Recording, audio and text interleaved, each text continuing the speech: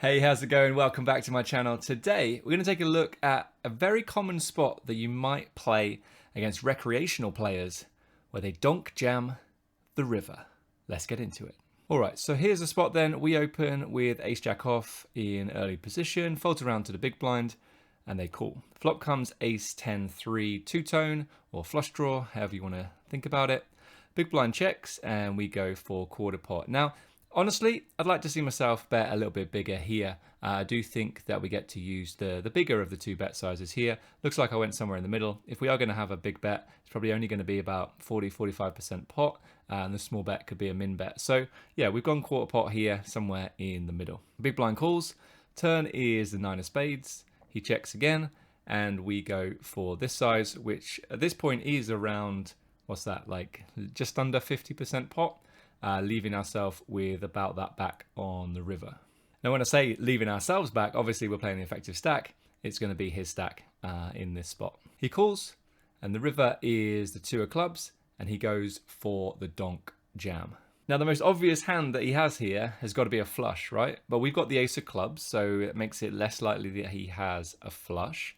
But there are plenty of other flushes that he could play this way. And I think this is one of those situations where a lot of weaker players will river a flush and just give away the strength of their hand. Now, we're going to fold a lot in this spot, not with our exact hand, but we're definitely going to fold a lot in this spot overall. So it doesn't really make too much sense for him to jam too frequently with a flush, especially as he's going to have a lot of other hands that he wants to check this river with instead. Now, right at the start of the video, I said this is a spot you come up against recreational players who choose to donk jam the river when the obvious draw gets there. Now, the obvious draw gets there in this situation, the flush gets there, but I think it'd be interesting to see maybe the solver balances this by actually having some bluffs in this spot. So let's fire up Pio and take a look. Okay, so here we go then. I've set it up to have this one bet size that we used. Obviously, you can use two bet sizes. I think, in all honesty, we get to use the bigger of the two bet sizes if we did run it for two bet sizes. But before I say two bet sizes, even more, we're going to move on. We bet small. He goes for the call. The turn is the 9 of spades. He checks. It's a really blank card, so I expect a lot of just big bet and check here.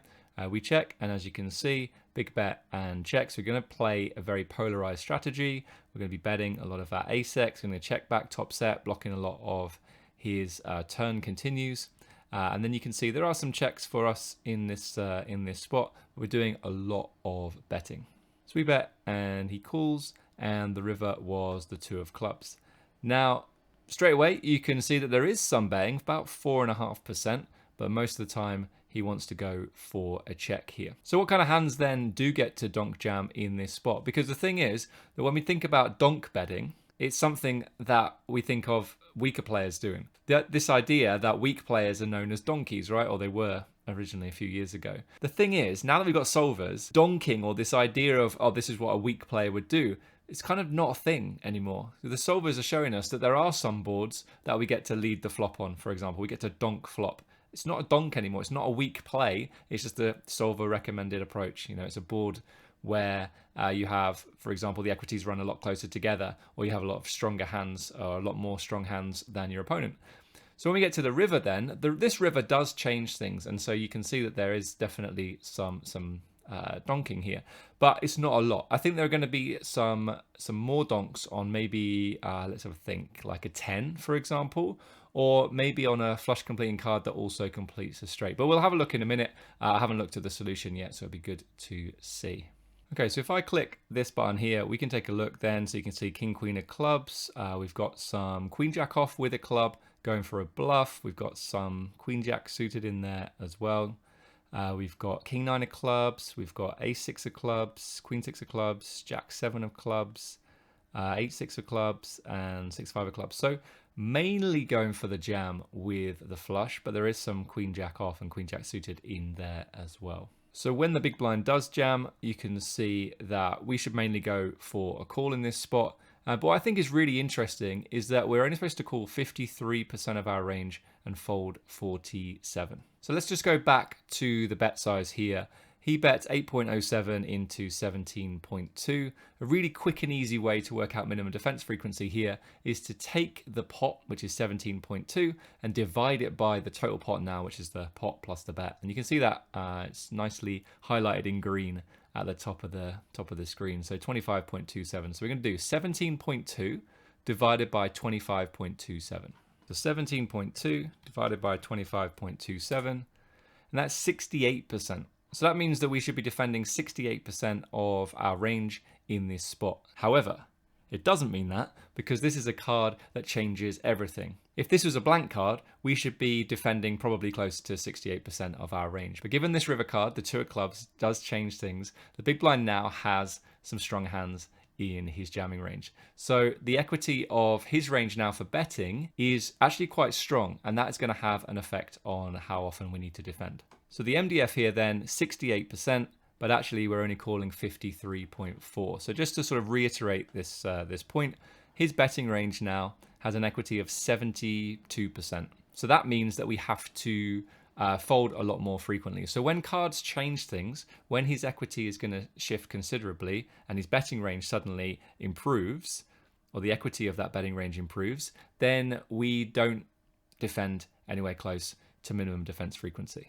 Okay, so taking a look at the strategy then, you can see that on a 10, he does get to do some jamming, and then on a club that completes a straight. So I think that's what I said earlier on. Interestingly, there's some small betting on an ace here, and also on king of diamonds, king of hearts, and king of spades. And I think that makes sense. You know, he's going to continue with a decent number of queen jacks, so he gets to bet sometimes on the king river.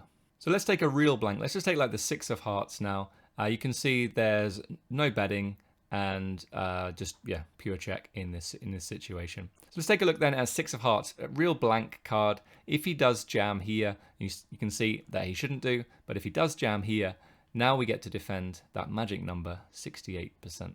Let's take a quick look then at the equities. So even though he's jamming here, you can see that his equity is only 40.8%, and that's why we're defending a lot closer, or bang on the minimum defense frequency in this spot. If we choose the 10 of spades then instead, you can see that this is going to be a pretty good card for our opponent. So if we click on out of positions equity, you can see it's back up to 70%, and you can see that our calling frequency goes way down again to 53%. So in this spot then, the big blind does get to jam a decent number of hands. And if we click on this, we get to see a very polarized strategy. So it's going to include trips, a little bit of top pair, and then their bluffs are going to come from king high and nothing. So, okay, we know what trips looks like. If we take a look at king high, then we've got king queen of clubs is going to go for a bluff in this spot.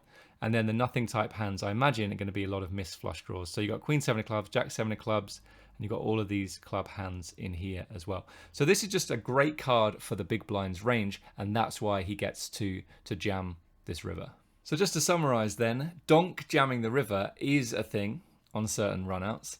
When the equities change, when the board changes significantly, the big blind gets to lead into the pre-flop raiser. And that's because equities shift and the strongest hands shift as well. So the key thing to take away here is that rivers are going to change everything. The blank river cards are not going to change anything. If your opponent suddenly comes out donk jamming the river in this spot on a complete blank, then call close to minimum defense frequency. If, on the other hand, the river changes everything, it completes a straight, it completes a flush, pairs the second card on the board, then you need to be defending a lot less, because these are cards that are going to help the big blind's range. And yeah, okay, they might be bluffing in this spot, but they're also going to have a decent number of value hands as well.